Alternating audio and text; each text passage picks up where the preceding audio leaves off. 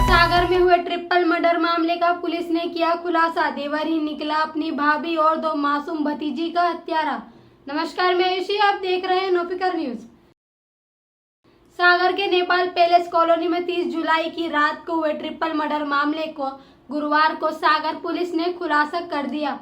प्रभारी SP doctor Sanjeev Uikey ने press conference आयोजित कर जानकारी देते हुए बताया, मामले में शुरू से ही परिजन का हाथ होने का शक था, जिसको लेकर एफएसएल, फिंगरप्रिंट और साइबर टीम सहित अन्य पुलिस अधिकारी लगातार जांच पड़ताल में जुटे हुए थे, जिसमें सामने आया देवर प्रवेश पटेल द्वारा भाभी वंदना पटेल उम्र 35 साल, दोनों सगी भतीजियों अवंतिका उम्र 8 साल, अन्विका उम्र 3 साल की हत्या की। उन्होंने बताया कि देवर दमोह में पीडब्ल्यूडी में पदस्थ है। वह जुआ सट्टा खेलने का आदी है, जिस पर पहले से ही कर्ज था। कर्ज में दबे होने के कारण भाभी द्वारा पैसे न देने और पहले से ही आरोपी को दिए हुए पैसे के बारे में भाभी प्रवेश को ताने देती थी। बीते दिन भी जब वंदना का पति विशेष ड्यूटी के लिए जिला अस्पताल गया था और मां इलाज के लिए भोपाल गई थी, इसी बीच मौका पाकर देवर आया और पैसों के लेकर फिर वंदना से बहस करने बात इतनी बड़ी आरोपी देवर प्रवेश ने किचन में रखे हंसिए से अपनी भाभी वंदना पर वार किए। उसकी मौत हो गई। वहीं खड़ी भतीजी अवंती रो रही थी। पहचान होने की डर से उसे भी मार दिया और छोटी बच्ची भतीजी 3 साल की अन्विका को भी मार दिया। इसके बाद आरोपी मौके से भाग निकला, जिसे पुलिस ने गिरफ्तार कर लिया है। प्रभारी एसपी ने बताया कि मामला काफी हृदय विदारक है और पुलिस की कोशिश रहेगी मामला फास्ट ट्रैक में चले और आरोपी को कड़ी से कड़ी सजा मिले। संवाददाता हेमंत लड़िया के साथ मैं आयुषी, नोपिकर न्यूज, मध्य प्रदेश। क्या जानकारी आपको? जी, रात 10:52 पे जीजा जी का कॉल आया विशेष का कि वंदना और दोनों बच्चियों का कोई गला काट के चला गया है। दोनों डली हैं। हम अभी ऑफिस से आए हैं तो गेट खुला मिला और तीनों जन मृत पाए गए। आप कौन हैं?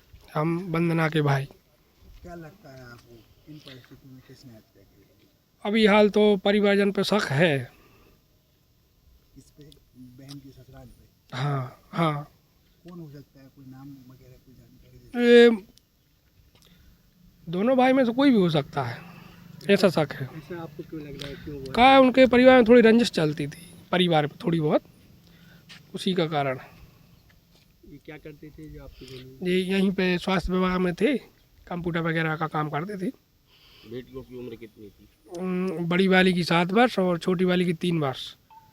भाई साहब, आप लोगों की बात होती होगी, कभी आपको ऐसा कुछ बताया कि घर में कोई पारिवारिक? नहीं, हाँ, वो बताती थी, वंदना बताती थी, मतलब कि आज ये हुआ या खाना पे वो लड़ाई भई या फिर छोटा भाई है तो जुआ हुआ खेलता था, उसका कर्जा रहता था तो कई बार वो आते थे कर्जदार पैसे मांगने के लिए, उस पैसे लड़ाई वगैरह होती थी। कई बार कर्ज चुकाया उसका। 30 तारीख की रात्रि करीब 10:30 बजे कंट्रोल रूम को सूचना प्राप्त हुई कि पास की कॉलोनी नेपाल पैलेस कॉलोनी है, वहाँ पे 3 मंजिला भवन में नीचे वाले फ्लोर पे एक महिला और उसकी 2 बच्चियों की लाश पड़ी है। जैसे ही कंट्रोल को सूचना मिली, उन्होंने जो है अधिकारियों को सूचना दिया। तत्काल में पुलिस मौके पे पहुंची, वरिष्ठ अधिकारी भी मौके पे पहुंचे क्योंकि 3 घटनाएं एक साथ हुई थी। फॉरेंसिक की टीम, साइबर की टीम और फिंगरप्रिंट्स की टीम को मौके पे बुलाया गया। सभी थाना प्रभारी आए। घटना प्रथम दृष्टया जो है समझ में आ रही थी कि जो है उनकी हत्या की गई है धारदार और कोई ऐसे जो है वजनदार हथियार से जो है उनको चोट पहुंचाई गई है। तत्काल में जो है प्रकरण में 3 मर्द कायम हुए और देहाती नालसी पे हत्या का प्रकरण और साक्ष्य छुपाने का प्रकरण अज्ञात आरोपी के खिलाफ पंजीबद्ध हुआ। वरिष्ठ अधिकारी जिसमें आई साहब, DI साहब भी मौके पर पहुँच गए थे और उनके द्वारा निर्देश दिए गए और लगातार मॉनिटरिंग की गई। टीम बना करके इसमें जो है हमने 7-8 टीम बना करके इसमें जो भी संदेही थे उनको बुला करके पूछताछ की गई। टेक्निकल साक्ष्य भी एकत्र किए गए। इसी क्रम में जो है ये जानकारी प्राप्त हुई कि मृतिका है उसका जो देवर है, जो अभी दिसंबर तक यहीं रह रहा था पत्नी के साथ में, क्योंकि उसकी अनुकंपा नियुक्ति हुई थी और वो अभी अपने जनवरी में ही अपनी पत्नी के साथ में दमोह में रह रहा है। वो घटना दिनांक को उसकी सागर में उपस्थिति थी, जिसके बारे में कोई जानकारी नहीं प्राप्त हुई थी और उसके मोबाइल भी लगातार बंद चालू हुए थे। तो इसी क्रम में एक टीम जो है हमने उसके निवास दमोह में भिजवाने का प्रयास किया, दमोह में नहीं मिला। फिर ये जानकारी प्राप्त हुई कि पास में ही जो है एक सरखड़ी गांव है जहाँ पे उसका ससुराल है, वहाँ भी उसका आना जाना होता है। वहाँ भी एक टीम गई और वहाँ से जो है उसको पकड़ करके लेकर के आए। उससे पूछताछ हुई। पहले तो जो है उसने कई बार अपने बयान बदले, लेकिन जब उसके सामने जो हमारे पास में उसके खिलाफ साक्ष्य थे वो सामने रख करके उससे हिकमत अमली से पूछताछ हुई तो उसने पूरे घटनाक्रम का खुलासा किया और उसके द्वारा बताया गया कि उस पर जो है काफ़ी पैसे का कर्ज था, पहले भी रहा है उसके ऊपर कर्ज, और उस कर्ज को उसके भाई ने जो है वो करीब 10 लाख रुपए दे करके वो कर्ज चुकाया था। तो अभी भी उसके ऊपर काफ़ी कर्ज था। घटना दिनांक को वो आया था, आकर के अपने एक दोस्त की मदद से अपनी मोटरसाइकिल मोटरसाइकिल नहीं, एक्टिवा गाड़ी किसी के यहाँ 30,000 में गिरवी रखा था। फिर एक दोस्त के साथ में यही घटनास्थल के पास तक मोटरसाइकिल से आया और यहाँ से जो है अपने घर गया। घर में भाभी और 2 बच्चियाँ थीं।